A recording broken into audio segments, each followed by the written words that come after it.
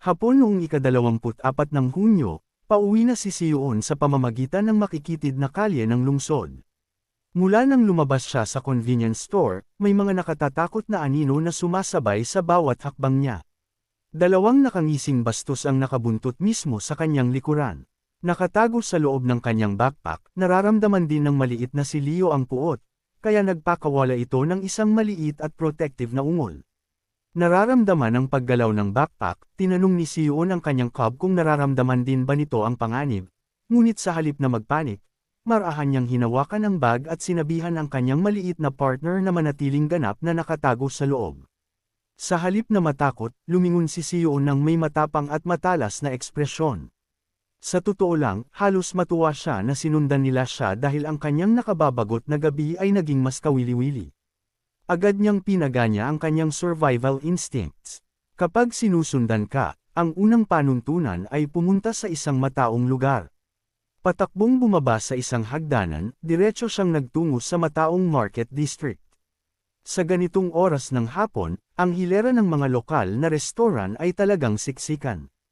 Gagamitin ang gulo ng dinner rush para sa kanyang bentahe, mabilis siyang sumingit sa dambuhalang grupo ng mga tao, na walang kahirap-hirap na humalo sa mga namimili at kumakain upang maputol ang paningin ng kanyang mga stalker.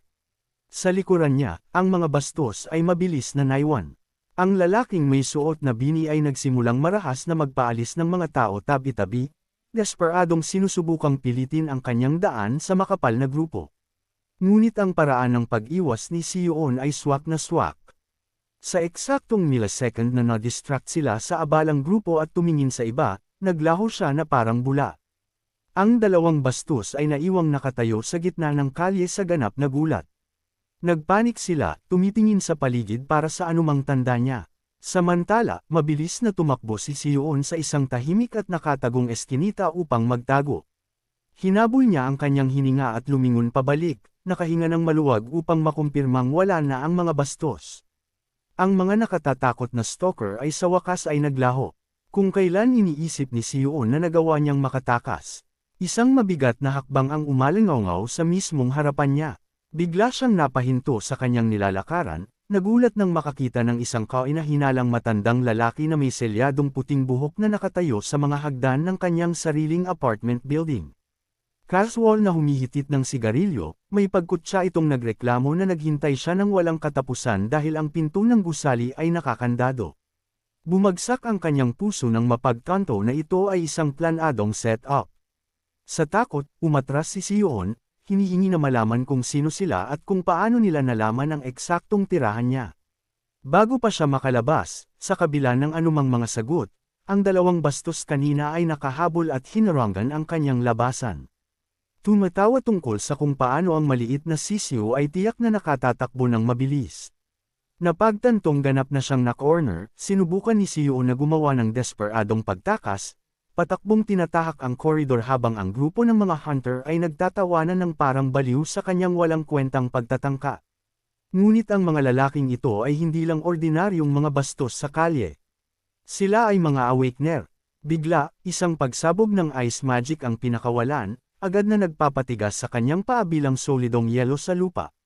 Ang biglaang momentum ay nagpatambas sa kanya nang nakasubsob ang mukha sa matigas na semento, na nagpatalsik sa kanyang backpack palayo.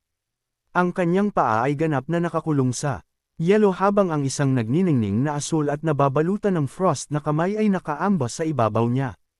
Ang nakakadiring bini na bastos ay nakatayo sa ibabaw niya, naglalaway na parang psycho.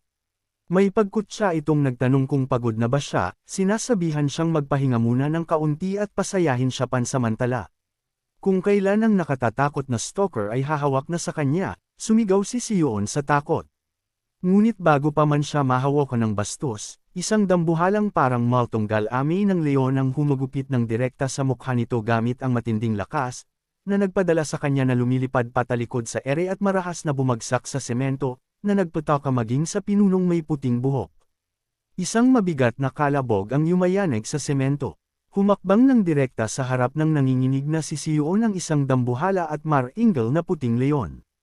Nagulat si Sion. Nakatitig sa Mar-Engel at nagniningning na halimaw, nanlaki ang kanyang mga mata sa ganap na kawalan ng paniniwala nang mapagtanto na ang maalamat na predator na ito ay walang iba kundi ang kanyang maliit na si Leo. Hinawakan ng bini na bastos ang kanyang dagwang mukha, sumisigaw sa ganap na takot. Desperado siyang sumigaw sa kanyang partner, umiyak tungkol sa kung paano ang kliyente na kumuha sa kanila ay hindi kailanman nagbanggit na kailangan nilang lumaban sa isang dambuhala at napakalakas na halimaw na leon. Nagpakawala si Leo ng isang nakabibinging ugong na yumayanig sa lupa na umalingaw sa buong eskinita. Ganap na natatakot, ang nakahod na stalker ay nagpanik, desperadong nagpapadaloy ng dilaw na kidlat sa kanyang mga kamao sa isang huling pagtatangka na ipagtanggol ang sarili. Ngunit ang pagpapanatili sa dambuhala at maalamat na anyong iyon ay lubhang nakakapagod para sa isang sanggol na cub. Pagkatapos mismo ng kanyang malaki at magiting na pagpasok, naubos ang enerhiya ni Leo, at agad siyang nagde-transform, lumiliit pabalik sa kanyang kayet at maliit na anyo bago gamulong sa kanyang likod, ganap na nahihilo. Pagkakita sa kanyang mabalahibong maliit na tagapagtanggol na agad na nahimatay dahil sa pagod, nagpanik si Sion at agad na kinuha ang kanyang maliit na cub sa kanyang mga braso habang nagmamadaling tinitingnan kung magiging maayos ba ito matapos gamitin ang lahat ng kanyang enerhiya. Pinapanood ang maalamat na leon na agad na lumiit pabalik sa isang walang laban at nahihilong sanggol, ang pinunong may puting buhok ay tumingin ng may ganap na pagkadismaya. Nangutya siya, at nagbulong na akala niya talaga ay magiging espesyal ang halimaw na iyon. Sa isang malamig na pitik ng kanyang mga daliri, nagpasya siyang tapusin na ang larong ito at ipinakita ang sarili niyang nakatatakot na kapangyarihan bilang awakener. Ang malalaki at matinik na ugat ng kahoy ay marahas na bumaon at damanak sa sementong sahig, na pumuno sa makipot na eskinita habang nakangisi niyang sinabi na hindi man lang nagawang panatilihin ng cub ang anyo nito sa loob ng 10 segundo. Ang mga dambuhala at nangingisay na baging ay umikot at pumalupot sa paligid ni Sion, na nagkulong sa kanya sa isang matinik at buhay na lunduyan. Yakap-yakap ang isang nahihilong si Leo nang mahigpit sa kanyang dibdib, desperado niyang binalaan ang lalaki na lumayo. Ngunit ang kanyang mga babala ay walang anumang halaga sa isang sanay na mamamatay tao. Ipinapalupot ang matatalim at matinik na mga sanga ng mas malapit sa kanyang mukha.